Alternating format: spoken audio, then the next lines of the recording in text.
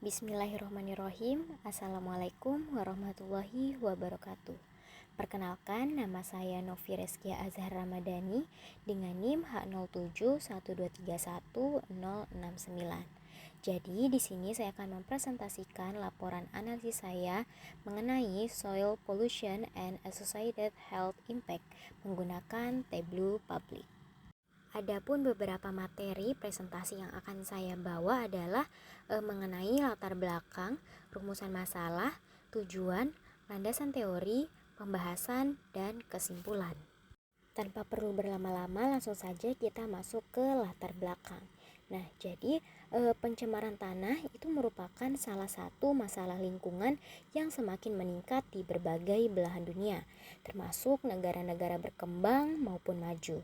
Pencemaran ini terjadi ketika bahan-bahan berbahaya seperti logam berat, bahan kimia, dan limbah industri menumpuk di dalam tanah, mengubah kualitas dan struktur tanah yang pada akhirnya berdampak langsung terhadap kesehatan manusia, flora, dan fauna. Tanah yang tercemar dapat menimbulkan berbagai penyakit, mulai dari gangguan pencernaan, penyakit kulit, hingga gangguan neurologis dan kanker. Berbagai penelitian telah menunjukkan bahwa polutan tertentu dalam tanah seperti timbal, kromium, dan merkuri dapat masuk ke dalam tubuh manusia melalui konsumsi makanan yang terkontaminasi atau kontak langsung dengan tanah tercemar. Tanah yang terkontaminasi ini bisa meresap ke dalam air tanah dan bahkan melalui proses erosi terbawa ke area yang lebih luas, memperburuk masalah pencemaran. Nah, dataset ini mencatat berbagai kasus pencemaran tanah dan penyakit yang disebabkan oleh kontaminasi tersebut di berbagai wilayah dan negara.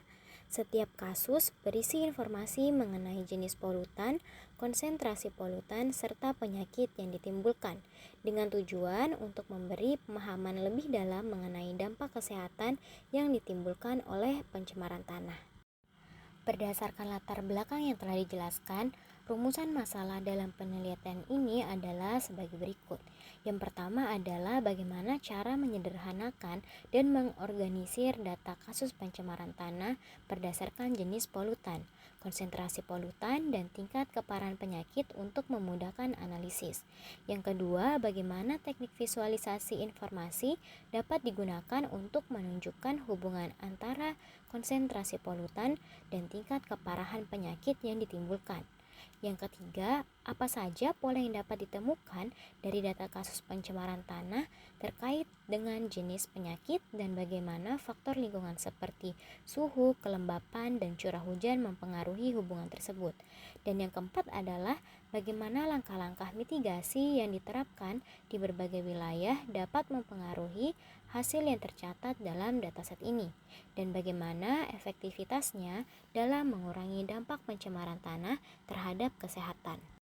Lalu tujuan dari penelitian ini adalah yang pertama untuk menyederhanakan dan mengorganisir data kasus pencemaran tanah dengan menggunakan teknik visualisasi informasi yang relevan, sehingga memudahkan analisis terhadap berbagai faktor seperti jenis polutan, konsentrasi polutan, dan tingkat keparahan penyakit.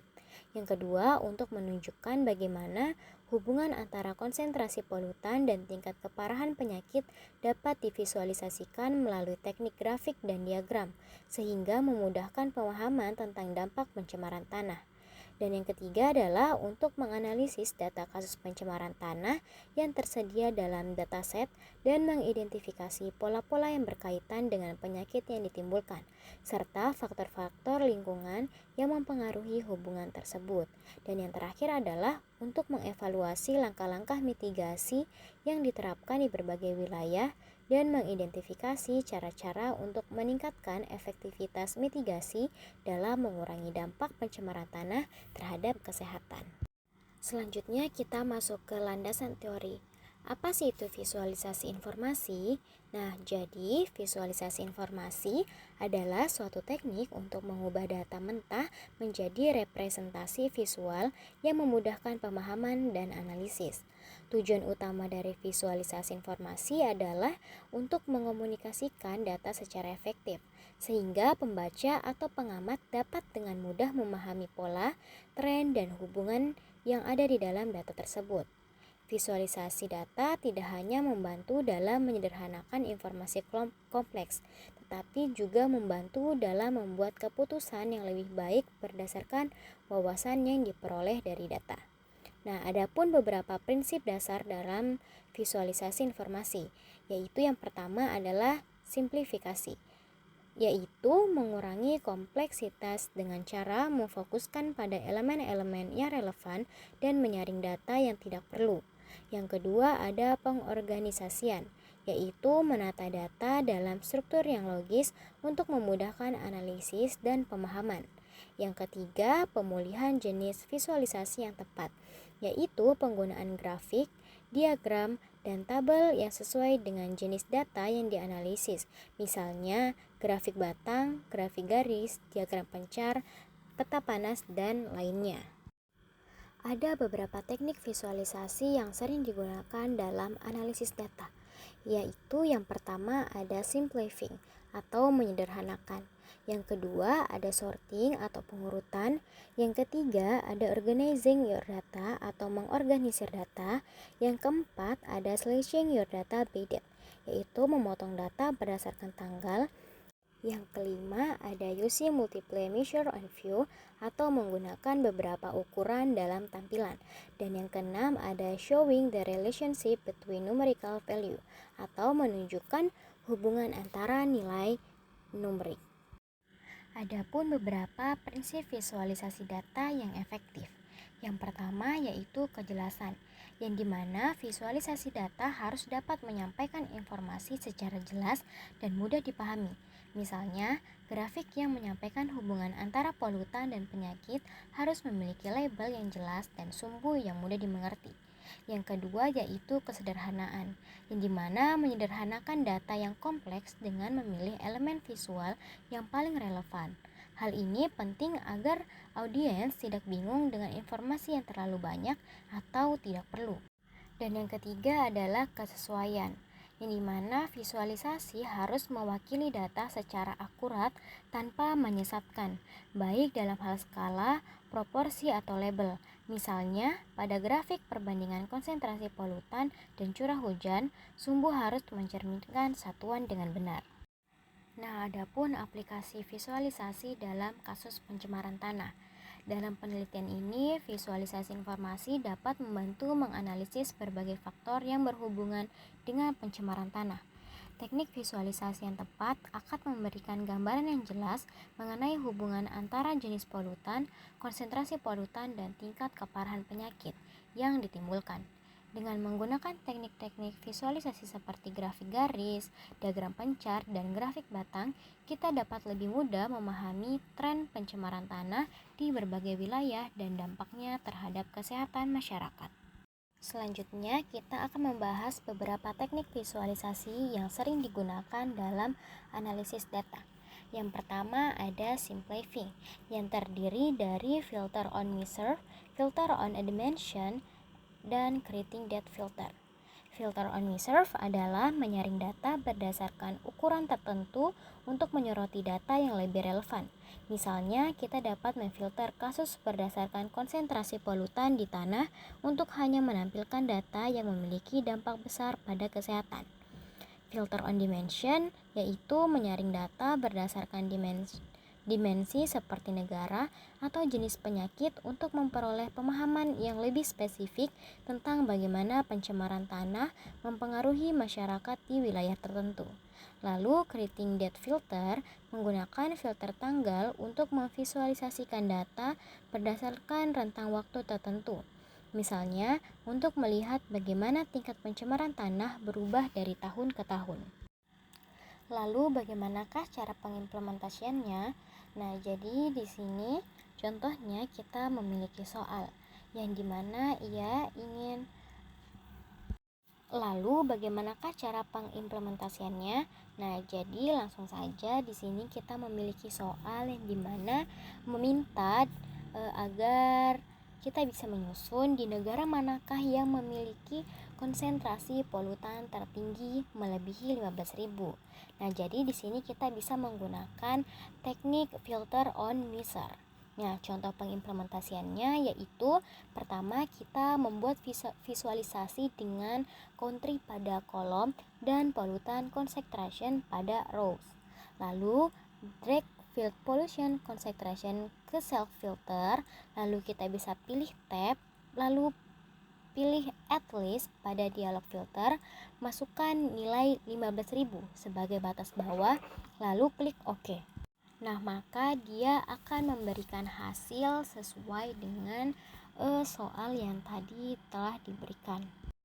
Nah, selanjutnya kita ke teknik visualisasi data yang kedua, yaitu sorting, yang terdiri dari sort data on an axis, sort specific field in the fish, sort data using the toolbar, dan nested sort. Nah, jadi sort data on an axis yaitu mengurutkan data di sepanjang sumbu tertentu, seperti mengurutkan konsentrasi polutan dari yang terendah hingga yang tertinggi. Lalu sort specific fields in the fish yaitu mengurutkan data dalam bidang tertentu untuk memberikan perspektif yang lebih jelas. Misalnya mengurutkan tingkat keparahan penyakit berdasarkan jenis penyakit. Lalu sort data using the toolbar yaitu fitur pengurutan data di toolbar yang memungkinkan untuk mengurutkan data berdasarkan kolom atau sumbu tertentu hanya dengan sekali klik. Lalu nested sort yaitu pengurutan data lebih dari satu kriteria yang berarti menyusun data berdasarkan beberapa atribut secara berurutan. Pengimplementasiannya yaitu contohnya di sini kita memiliki soal buatlah diagram batang yang menunjukkan rata-rata konsentrasi polutan per region, lalu urutkan region dari yang tertinggi ke terendah. Nah, jadi di sini kita bisa menggunakan teknik sort data on an axis. Nah, pengimplementasiannya yaitu pertama kita pilih field region dan drag ke kolom. Lalu pilih polutan konsentrasi dan drag ke rows. Lalu untuk hitung rata-rata konsentrasi polutan, kita bisa klik kanan pada field polutan concentration, lalu di self rows-nya dan pilih average untuk menghitung rata-rata konsentrasi polutan untuk setiap regionnya. Nah, setelah itu kita bisa mengurutkan region dari tertinggi ke terendah. Klik kanan pada sumbu region di diagram dan pilih sort. Lalu pilih sort by field, pilih average of pollutant concentration sebagai field untuk diurutkan dan pilih urutan descending untuk mengurutkan dari tertinggi ke terendah. Maka hasil yang akan diberikan adalah urutan region dari yang tertinggi ke terendah. Yang pertama diduduki oleh Asia dan yang terendah diduduki oleh Australia. Nah, selanjutnya kita masuk ke teknik visualisasi data yang ketiga, yaitu organizing your data, yang terdiri dari grouping dan hierarki. Nah, grouping itu mengelompokkan data berdasarkan kategori atau dimensi untuk membentuk analisis lebih mudah dilakukan. Misalnya, mengelompokkan kasus berdasarkan jenis penyakit atau negara. Nah, sedangkan hierarki itu membuat struktur hierarki untuk menunjukkan hubungan antar data seperti menghubungkan wilayah, negara, dan jenis polutan yang ditemukan di daerah tersebut. Lalu pengimplementasiannya, contohnya di sini kita memiliki soal yang dimana dia menginginkan kita mengkelompokkan jenis polutan menjadi dua grup, yaitu logam berat dan lainnya. Logam berat itu terdiri dari lead, merkuri, dan kadmium, serta lainnya itu terdiri dari pestiside, kromium, dan arsenik. Lalu bandingkan rata-rata konsentrasi kedua grup. Nah, jadi di sini kita bisa menggunakan teknik grouping. Caranya yaitu pertama kita bisa pilih field pollutant type dan drag ke rows. Lalu untuk mengkelompokkan jenis polutannya, kita bisa klik kanan pada field pollutant type di rows dan pilih create group. Terus dalam kotak dialog yang muncul buat dua grup, yang dimana logam berat yang terdiri dari jenis polutan lead, merkuri, dan kadmium. lalu masukkan mereka ke dalam grup logam berat. Nah, untuk lainnya kita bisa pilih jenis polutan pestiside, kromium, dan arsenik, lalu masukkan ke dalam grup lainnya. Lalu kita klik OK untuk membuat grup tersebut. Nah, untuk menampilkan rata-rata konsentrasinya, kita bisa melihat tabel yang menunjukkan rata-rata konsentrasi polutan untuk grup logam berat dan lainnya. Nah, kita bisa memilih untuk mengatur urutan atau format agar lebih mudah dibaca dan jelas. Nah, maka dia langsung menampilkan hasil yang kita inginkan yang terdiri dari dua grup yaitu lainnya dan logam berat serta rata-rata konsentrasi kedua grup, yaitu di 9467. Selanjutnya untuk teknik visualisasi data yang keempat ada slicing your data by date yang terdiri dari discrete date dan continuous date. Discrete date itu memotong data berdasarkan tanggal tertentu untuk mendapatkan gambaran yang lebih jelas tentang distribusi kasus sepanjang waktu, seperti melihat jumlah kasus yang dilaporkan per bulan. Sedangkan continuous date itu memvisualisasikan data berdasarkan tanggal sebagai variabel kontinu untuk melihat tren atau pola dalam jangka waktu panjang. Pengimplementasiannya yaitu di sini contohnya kita memiliki soal di mana meminta agar pada dataset soil pollution disease-nya itu buatlah grafik yang menunjukkan tren rata-rata konsentrasi polutan dari bulan ke bulan. Nah, jadi langsung saja kita bisa menggunakan teknik continuous date. Nah, caranya yaitu yang pertama, pilih field data reporter dan drag ke kolom. Setelah itu, klik kanan pada date report di kolom dan pilih mode. Pastikan tipe data diubah menjadi continuous. Pilih continuous mode agar tren dapat dilihat secara linear dari bulan ke bulan. Lalu pilih field pollution concentration dan drag ke rows. Lalu kita hitung rata-rata konsentrasi polutannya. Klik kanan pada pollutant concentration dan pilih average untuk menghitung rata-rata konsentrasi polutan setiap bulan. Lalu pilih jenis visualisasi garis. Di Mars Chart, pilih line untuk mengubah visualisasi menjadi grafik garis. Lalu sekarang kita akan melihat grafik garis yang menunjukkan tren rata-rata konsentrasi polutan dari bulan ke bulan. Ya, kita ke teknik visualisasi data yang kelima, yaitu using multiple measure on view, yang terdiri dari combined axis chart dan dual axis. Nah, combined axis chart itu menggabungkan dua atau lebih ukuran pada satu grafik untuk membandingkan variabel yang berbeda, seperti membandingkan konsentrasi polutan dengan pH tanah dalam satu grafik. Sedangkan dual axis itu menggunakan dua sumbu untuk membandingkan dua ukuran yang memiliki unit yang berbeda, seperti membandingkan konsentrasi polutan dengan curah hujan pada sumbu yang berbeda. Langsung saja pengimplementasiannya. Contohnya di sini kita memiliki soal yaitu membuat grafik batang yang menampilkan rata-rata konsentrasi polutan dan rata-rata pH tanah untuk setiap jenis polutan. Nah, di sini kita bisa menggunakan teknik combined axis chart. Nah, caranya yang pertama, pilih field pollutant type dan drag ke kolom. Lalu yang kedua, pilih field pollutant concentration dan drag ke kolom. Nah, setelah itu kita pilih lagi field soil pH dan drag ke kolom. Dan selanjutnya kita sesuaikan visualisasi. Nah, di sini kita dapat menambahkan label pada titik data atau batang untuk menunjukkan nilai konsentrasi polutan dan pH tanah pada tiap jenis polutan. Lalu sesuaikan warna, ukuran batang, dan garis untuk membuat visualisasi lebih mudah dibaca dan membedakan kedua metrik. Setelah itu tambahkan label dan format. Kita bisa menambahkan label yang menampilkan nilai untuk konsentrasi polutan dan pH tanah agar lebih informatif, serta membuat format sumbu agar lebih jelas jika diperlukan. Selanjutnya Teknik visualisasi yang keenam yaitu showing the relationship between numerical value, yaitu terdiri dari scatter plot, yaitu diagram pencar digunakan untuk menunjukkan hubungan antar dua variabel numerik seperti hubungan antara konsentrasi polutan di tanah dan tingkat keparahan penyakit yang ditimbulkan.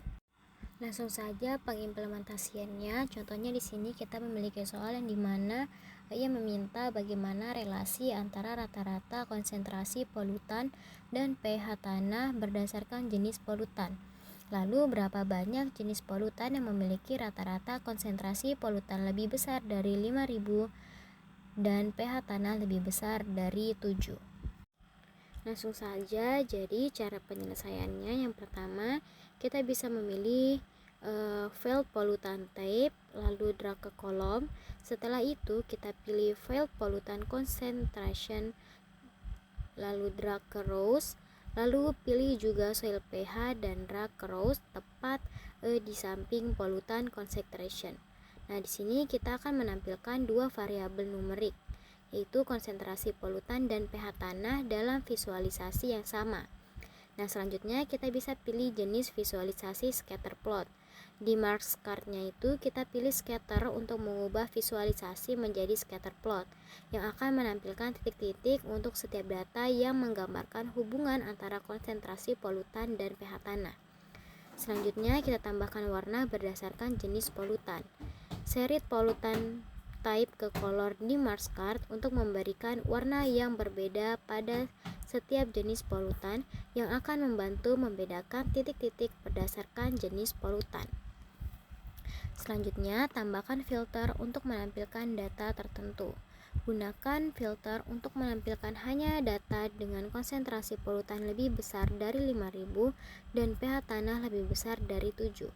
Pilih polutan konsentrasi dan soil pH, lalu tambahkan filter untuk menetapkan batas bawah sesuai dengan kriteria tersebut.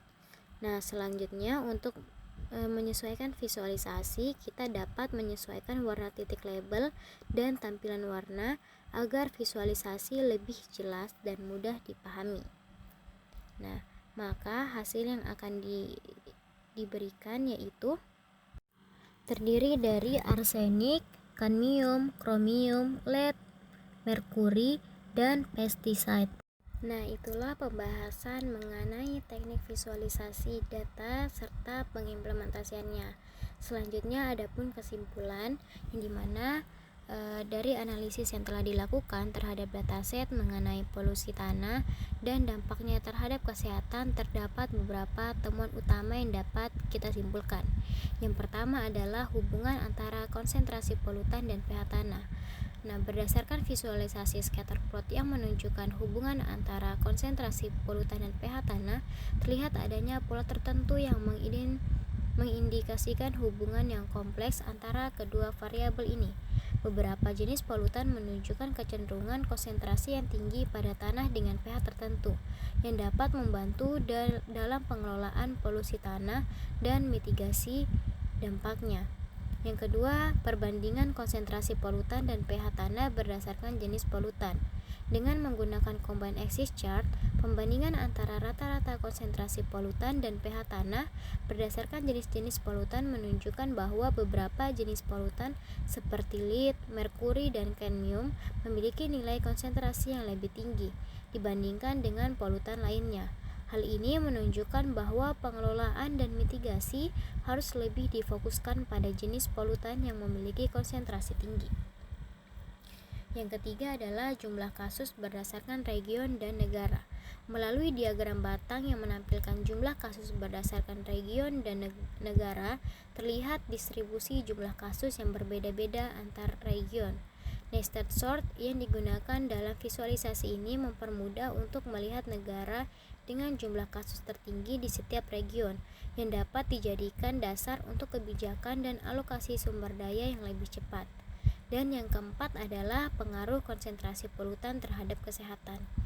Berdasarkan analisis dan jumlah kasus yang terdeteksi di setiap negara, polutan dengan konsentrasi tinggi seperti lead dan merkuri cenderung memiliki dampak yang lebih besar terhadap kesehatan manusia. Hal ini menegaskan pentingnya pengawasan yang lebih ketat terhadap tingkat polusi di negara-negara dengan konsentrasi polutan tinggi. Nah, penelitian ini memberikan gambaran mengenai hubungan antara konsentrasi polutan dan pH tanah, serta dampaknya terhadap kesehatan melalui analisis jumlah kasus. Meskipun terdapat beberapa keterbatasan dalam data dan metode yang digunakan, hasil analisis ini dapat memberikan wawasan yang penting bagi pengambil kebijakan dalam merancang langkah-langkah mitigasi yang lebih efektif dalam mengatasi polusi tanah. Oleh karena itu, kolaborasi antara pemerintah, sektor swasta, dan masyarakat sangat diperlukan untuk mengatasi masalah ini secara holistik dan keberlanjutan. Dan inilah akhir dari presentasi saya. Kurang lebihnya mohon dimaafkan.